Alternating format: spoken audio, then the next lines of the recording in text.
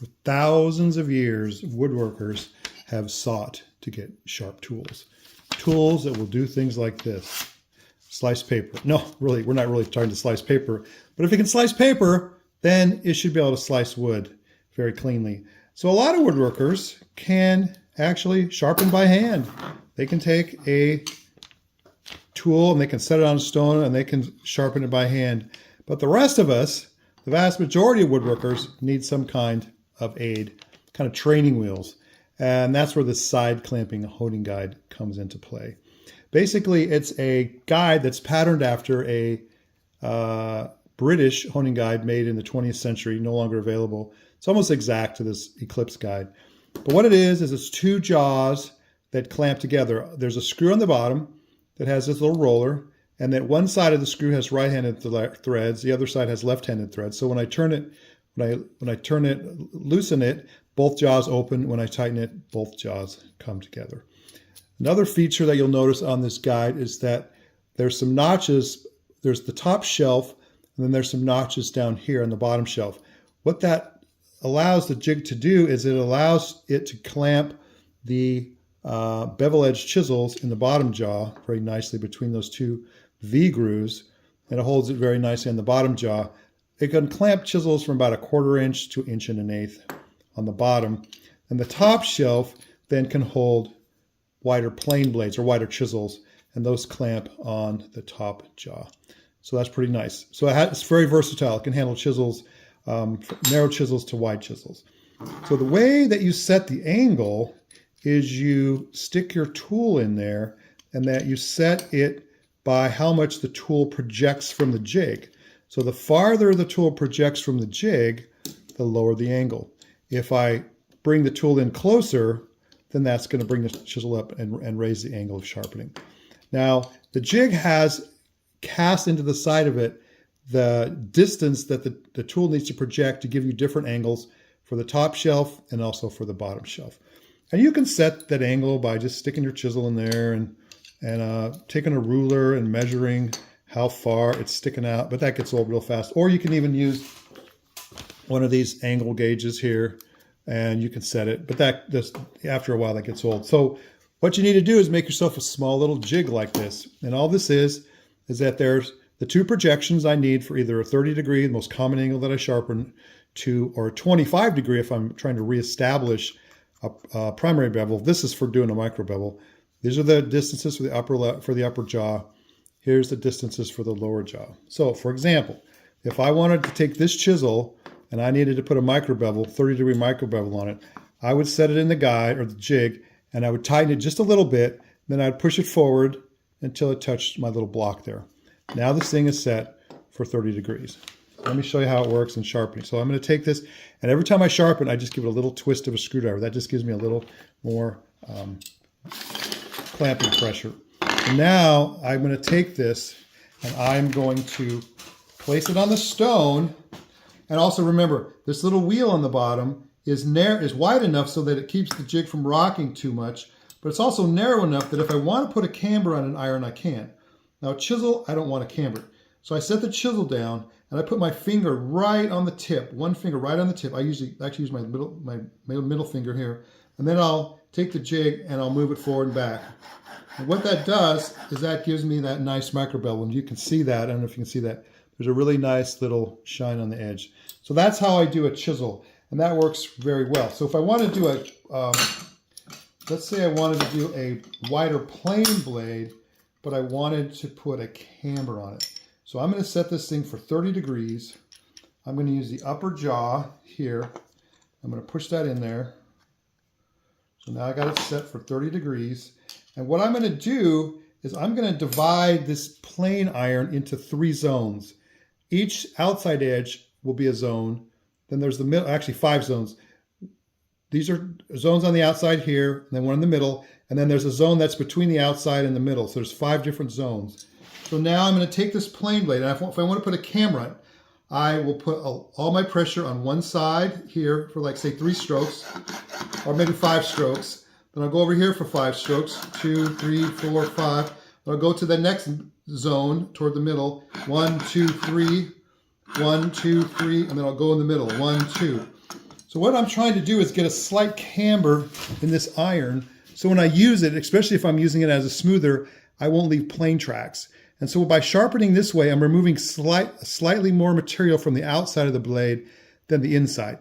And just keep in mind, you're going to have to do this a few times to figure out how many strokes you need to use on your particular stone to get the camber that you want. And if you do a blade and you get too much camber, the next time you sharpen, just put a little more pressure in the middle. If you don't get enough camber, you can actually then put a little more pressure on the outside the next time you sharpen it. And that's a nice way to get a camber in an iron using this side clamping honing guide. Now there's a couple of chisels that are going to cause problems. Let me explain how that works. Chisels that are narrow like this. This is an 1/8 inch Narix Richter chisel. It's so narrow it can't have bevels on the side. So it's hard to clamp that. This firmer chisel has square sides. They're not bevel edged, so they're not going to fit in those little notches in the bottom jaw.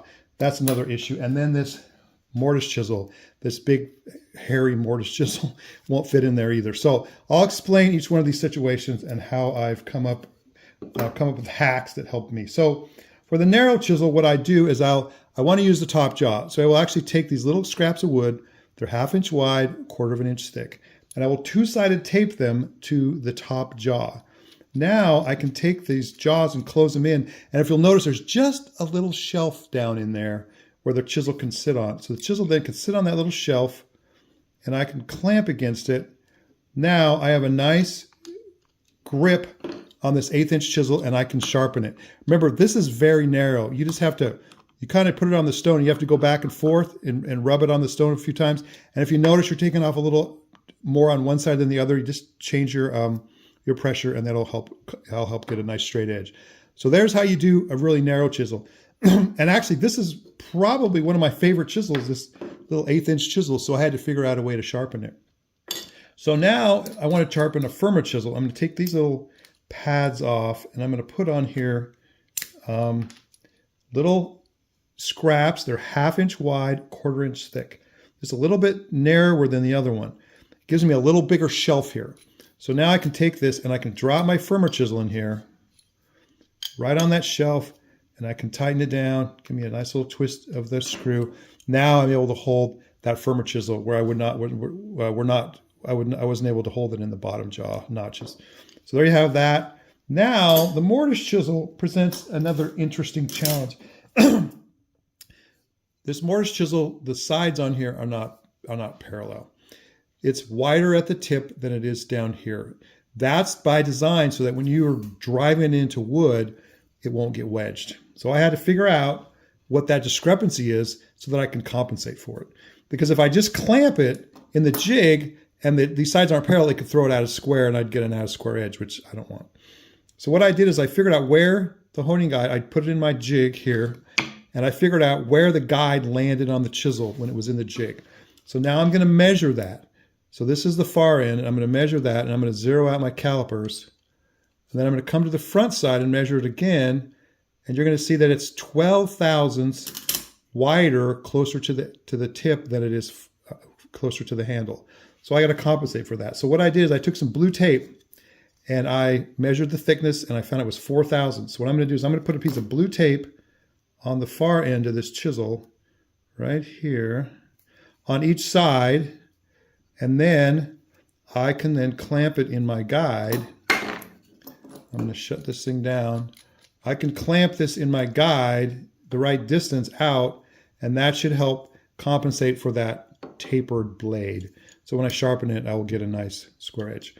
So there you have it. All the different scenarios that you could use the honing or the side clamping honing guide for. Oh, one more scenario, and that is if you don't have a power grinder, then you will sometimes have to reestablish a primary bevel with this jig, with the honing guide. You can do it with diamond stones. You can do it in various ways. Some things like water stones, it's going to take you forever because they're just too slow. They cut just too slowly. So I would set my chisel at my 25 degree because that's my primary bevel, right? I want to get a 25 degree. And I'm going to set that thing here. And I'm going to push that in here. There we go. Now I can take my guide and I can use it on my float glass with my lapping film. I like the 3M lapping film because it's very aggressive. It's very cheap. You can change it, and you know, when it wears out, and then you're not wearing out a diamond stone, and it cuts very quickly. So I can now take this chisel and I can now grind it. I have to be careful. I have to put pressure around the edge, and I can then grind down this primary bevel and get it back to 25 degrees. If I were to, you know, take the chisel all the way down, like if my secondary bevel got too big, I can use this. So there you have it, the side clamping honing guide. It's available from Taylor Toolworks. We have a great price on these. I'll put a link in the description below for the jig, for the lapping film, I'll put a link for the Richter chisels if you want to get some of those. I believe these are the nicest chisels on the planet for the price. And there you have it. So take your chisels now and get them to where they can do that. So